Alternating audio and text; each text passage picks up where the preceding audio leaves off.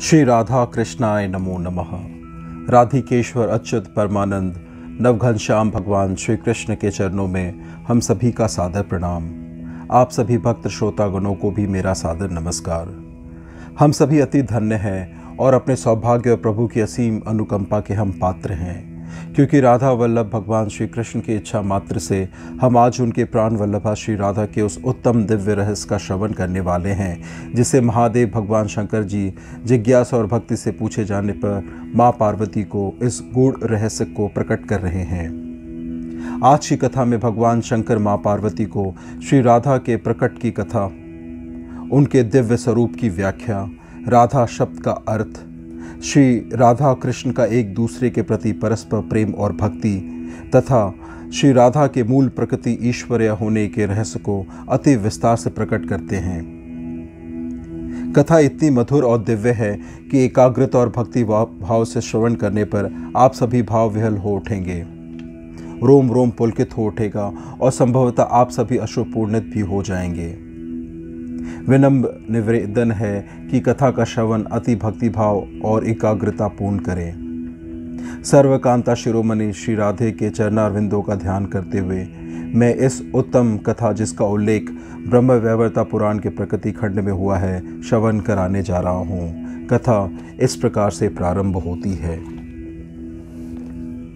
नारद जी नारायण ऋषि से कहते हैं, भगवान नारायण के ध्यान में तत्पर रहने वाले महाभाग मुनिवर नारायण, आप नारायण के ही अंश हैं, अतः भगवान आप नारायण से संबंध रखने वाली कथा कहिए। सुरभि का उपाख्यान अत्यंत मनोहर है, उसे मैंने सुन लिया। वह समस्त पुराणों में गोपनीय कहा गया है, पुराणवेत्ताओं ने उसकी बड़ी प्रशंसा की है। अब मैं श्री राधा का परम उत्तम आख्यान सुनना चाहता हूँ। उनके प्रादुर्भाव के प्रसंग तथा उनके ध्यान स्रोत और उत्तम कवच को भी सुनने की मेरी प्रबल इच्छा है, अतः आप इन सब का वर्णन कीजिए। मुनिवर नारायण ने कहा, नारद, पूर्व काल की बात है, कैलाश शिखर पर सनातन भगवान शंकर जो सर्वस्वरूप सबसे श्रेष्ठ सिद्धों के स्वामी तथा सिद्धिदाता है, बैठे हुए थे। मुनि लोग भी उनकी स्तुति करके उनके पास ही बैठे थे। भगवान शिव का मुखारविंद प्रसन्नता से खिला हुआ था, उनके अधरों पर मंद मुस्कान की छटा छा रही थी।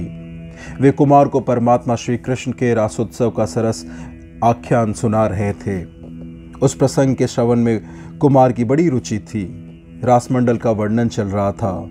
जब इस आख्यान की समाप्ति हुई और अपनी बात प्रस्तुत करने का अवसर आया, उस समय सती साध्वी पार्वती मंद मुस्कान के साथ अपने प्राण वल्लभ के समक्ष प्रश्न उपस्थित करके उद्धत हुई।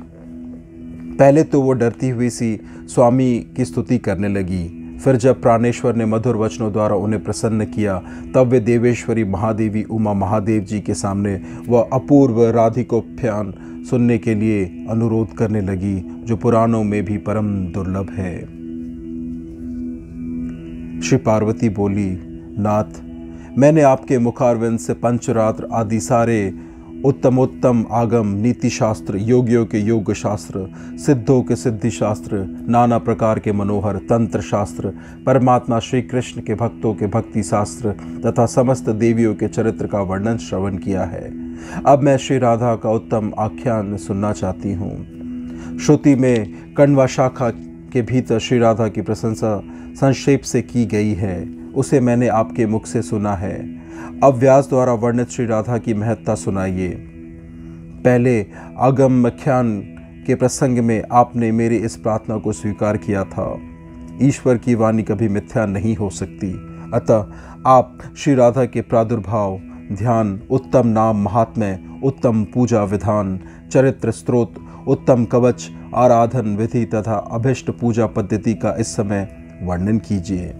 भक्तवत्सल, मैं आपकी भक्त हूँ, अतः मुझे ये सब बातें अवश्य बताइए। साथ ही इस बात पर भी प्रकाश डालिए कि आपने आगमाख्यान से पहले ही इस प्रसंग का वर्णन क्यों नहीं किया था।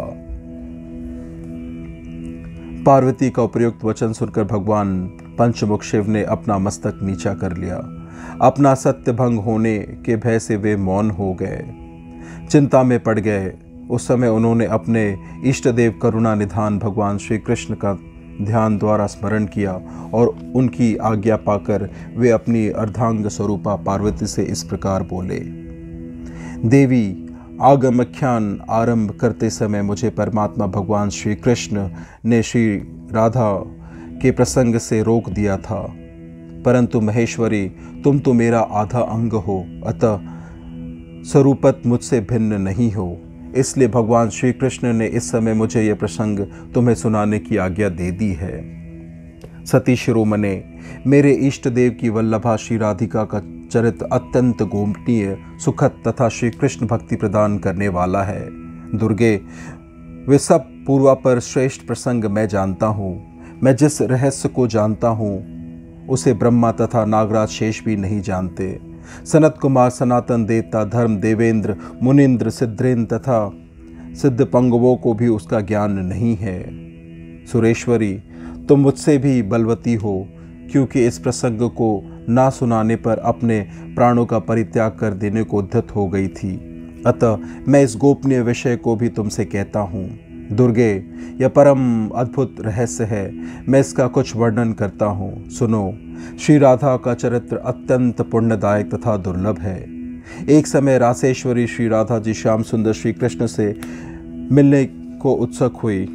उस समय वे रत्नमय सिंहासन पर अमूल्य रत्न भरणों से विभूषित होकर बैठी थी।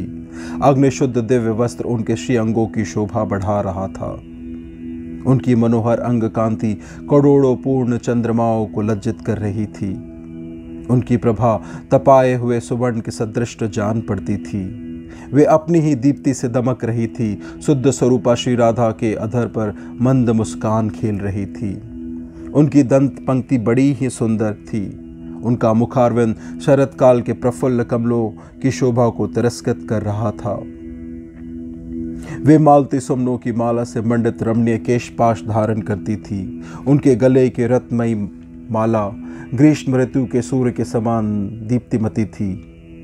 कंठ में प्रकाशित शुभ मुक्ताहार गंगा की धवल धार के समान शोभा पा रहा था।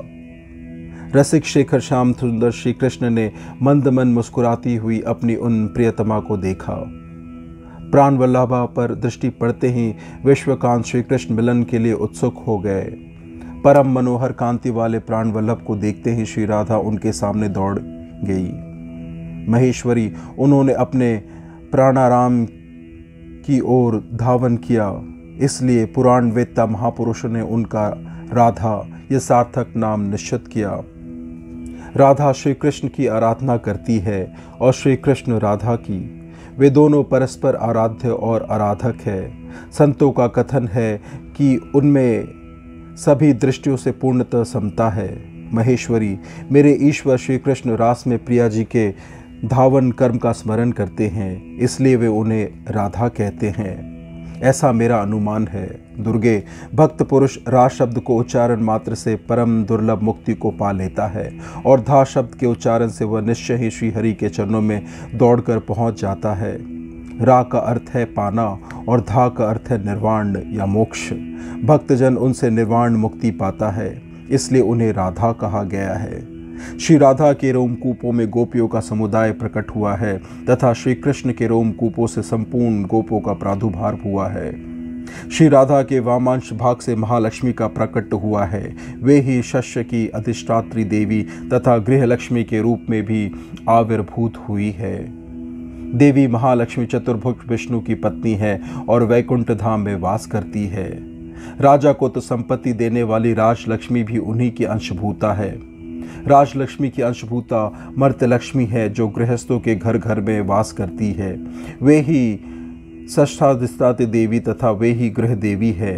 स्वयं श्री राधा श्री कृष्ण की प्रियतमा है तथा श्री कृष्ण के ही वक्षस्थल में वास करती है।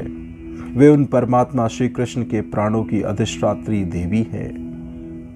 पार्वती, ब्रह्मा से लेकर तृण अथवा कीट पर्यंत संपूर्ण जगत मिथ्या ही है।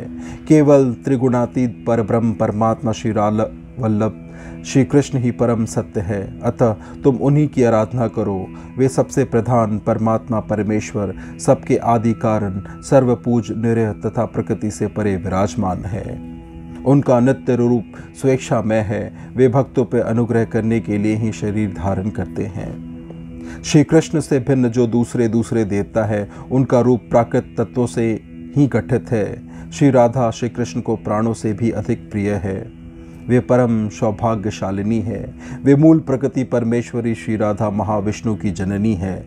संत पुरुष माननी राधा का सदा सेवन करते हैं। उनका चरणाविंद ब्रह्मादि देवताओं के लिए भी परम दुर्लभ होने पर भी भक्तजनों के लिए सदा सुलभ है। सुदामा के शाप से देवी श्री राधा को गोलोक से इस भूतल पे आना पड़ा है।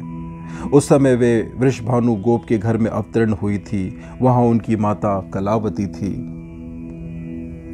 आगे महादेव जी कहते हैं, पार्वती, एक समय की बात है।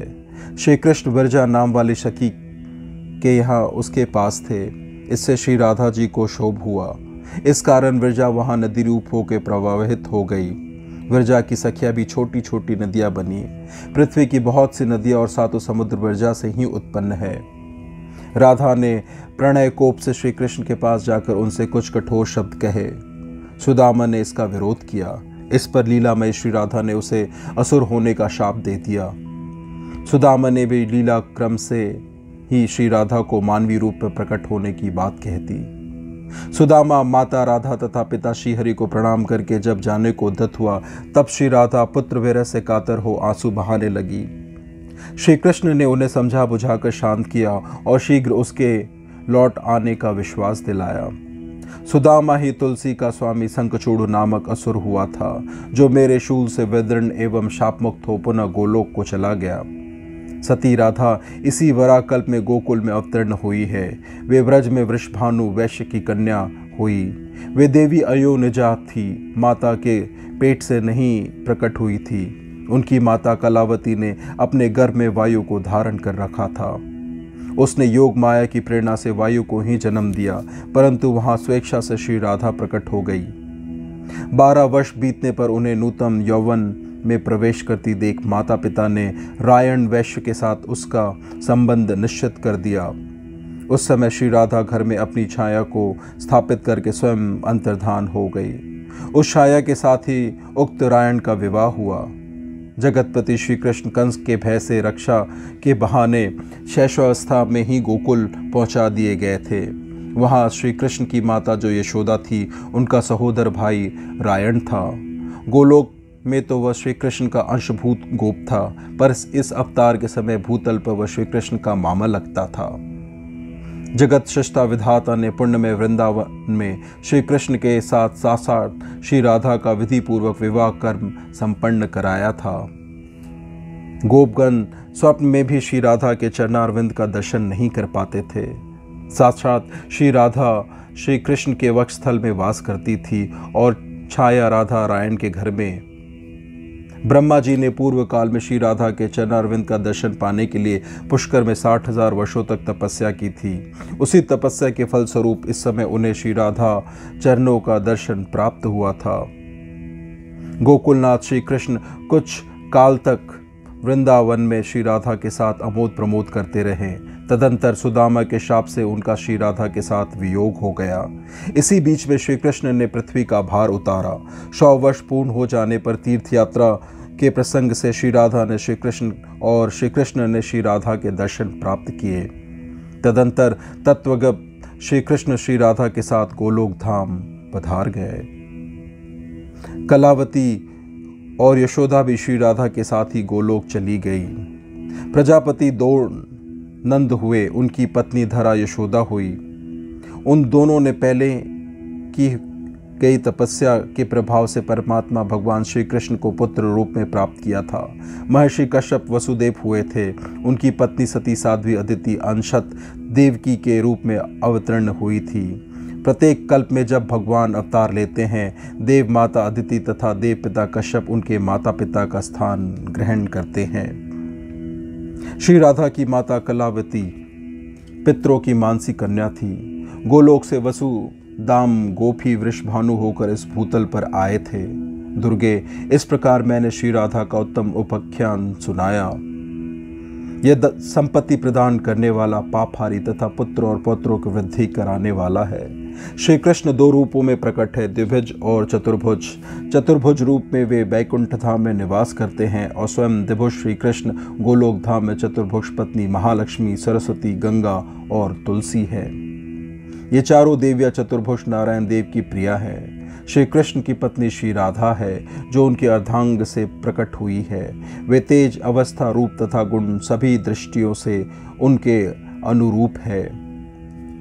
विद्वान पुरुष को पहले राधा नाम का उच्चारण करके पश्चात कृष्ण नाम का उच्चारण करना चाहिए। इस क्रम से उलटफेर करने पर वह पाप का भागी होता है, इसमें संशय नहीं है।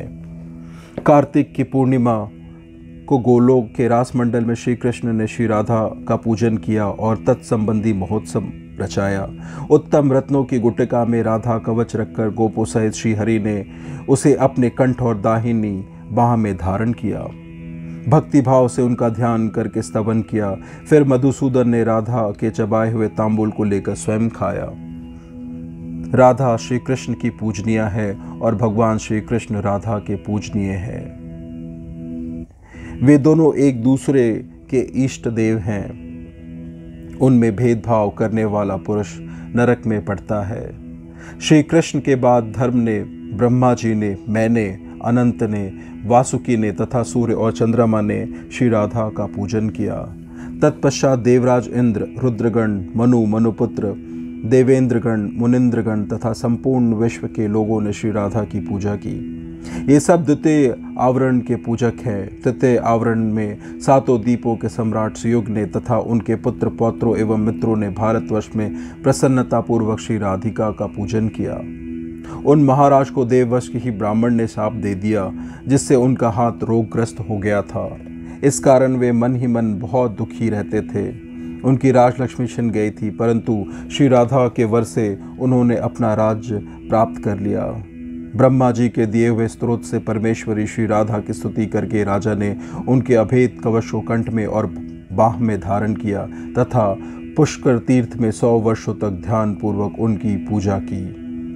अंत में वे महाराज रत्नमय विमान पर सवार होकर गोलोक धाम चले गए। पार्वती, ये सारा प्रसंग मैंने तुम्हें कह सुनाया। इस प्रकार से यह उत्तम कथा संवाद यही समाप्त होती है। गलती और त्रुटियों के लिए क्षमा प्रार्थी हूँ। अपना बहुमूल्य समय देने के लिए और कथा श्रवण करने के लिए आपको कोटि कोटि धन्यवाद और प्रणाम। श्री राधा कृष्णाय नमो नमः।